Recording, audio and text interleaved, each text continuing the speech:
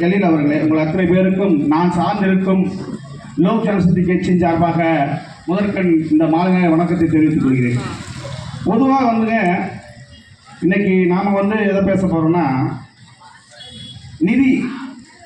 இந்த நிதின்னு பார்த்தீங்கன்னா ஒன்றும் அரசு நிதி அவங்க எங்கேயும் போய் வாங்குறதில்ல, நம்ம கொடுக்குறது தான். இன்றைக்கி காலையில் நீங்கள் பார்த்தீங்கன்னா காலையிலேருந்து நைட்டு ஒரு 10 வரைக்கும் பாருங்கள், வெள்ளை கலரில் ஒரு இனோவா காரு நம்ம செக் போஸ்ட் நிற்கும். நம்ம அந்த காவேரி ஆற்று பாலத்தை தாண்டிங்கன்னா அது என்ன பண்ணுன்னா, அந்த வண்டி ஏதோ ஒரு டாட்டா ஏஸோ அல்லது சின்ன வண்டியோ ஏதோ ஆட்டோவில் போச்சுனாவே வண்டி நிறுத்திடுவான்.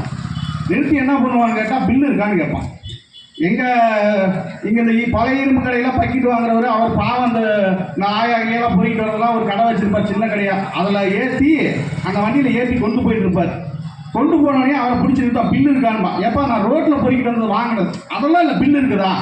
பில்லு இல்லைங்க. அப்போ வண்டி ஓரம் போடு, உனக்கு 30,000 ஃபைனு.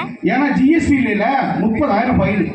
எதுக்குடா 30,000 போட்டால்? ரோட்டில் கிடந்ததா பொறுக்கி நான் சுத்தம் தான்டா பண்ணியிருக்கேன் அப்படின்னு அவன் கேட்பான். ஆனால் அதுக்கெல்லாம் பில்லு ஜிஎஸ்டி உங்கள்கிட்ட இருக்கா? இல்லை. 18% கொடுத்தா 36%. இப்போ அபராதத்தோடு போட்டால் 36%. எவ்வளோக்கு? 1000 ரூபா கொண்டு போனோம்னா, 1000 ரூபாய்க்கு ஒரு பொருளை கொண்டு போகிறோம்னா 1000 ரூபாய்க்கு 36 ரூபா, 360 ரூபாய் வாங்கிட்டு தான் விடுவோம் ஃபைன் அமௌண்ட் இருக்கிறது. அதே அரசுக்கு இந்த ஜிஎஸ்டி பில்லோட போகும்போது 18%. அது மாநில ஏதாவது இந்த ஒவ்வொரு துறைக்கும் ஒவ்வொரு மாதிரி மாறும். இது பொதுவாக பார்த்தீங்கன்னா இந்த இண்டஸ்ட்ரியல் துறைக்கு 18% வச்சுருக்கான்.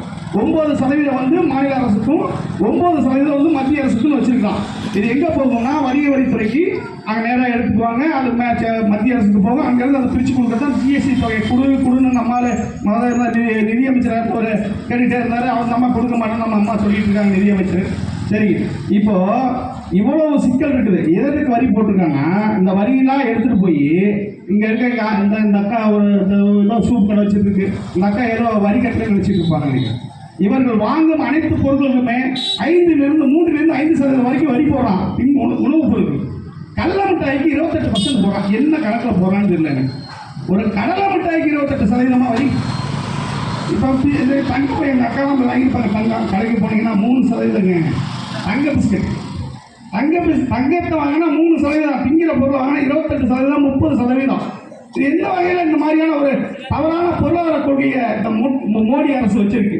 இதே போல் நீங்கள் பார்த்தீங்கன்னா இங்கே தொழில் செய்கிறவங்க உங்களுக்கு எல்லாம் தெரியும், எல்லாமே தொழில் செய்வோம். இங்கே டெக்ஸ்டைலுக்கு 5% வரி வச்சுருக்காங்க. 2% மத்திய அரசுக்கு 2%, மாநில அரசுக்கு 2%. வெளி மாநிலத்துக்கு போனால் ஐஜிஎஸ்டிக்கு போயிடும். அது நேரடியாக அப்படி 18, 9, 5 இப்படி போயிடும். அதனால் மத்திய அரசு இங்கே இருக்க தொழிலாளர்கள் எவ்வளோ நீ வரி வாங்க தப்பு இல்லை, நீ வாங்க, நாங்கள் தொழில் செய்கிறோம் வாங்க. எங்களுக்கு 18%